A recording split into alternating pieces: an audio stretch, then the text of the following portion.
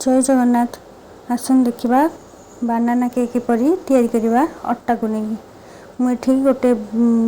grinder रे कदली 3टा कदली चीनी तेल क्षीर अल्प देकी ताकू भल भाव पालिश करके गोटे मिक्स बन देजी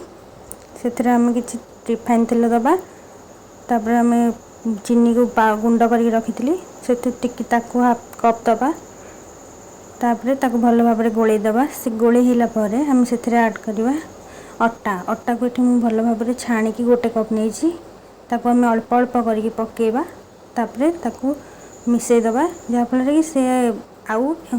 गोटा गोटा हेनी तापर आम से पकेबा लुण आउ खाइबा सोडा बेकिंग पाउडर पकईकी ताकू भल भाव गोल दबा देखु ये मत अटार टे मोटा लगुच से कि क्षीर ऐड करी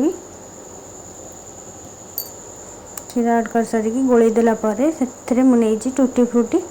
आपंकर जदि डेकोरेट करने ऊपर भी चाहिए टूटी फ्रूटी पकई पारे गोटे पैन में मुझे तेल लगे गरम कर नहीं आण को भल दे स्लो फ्लेम रे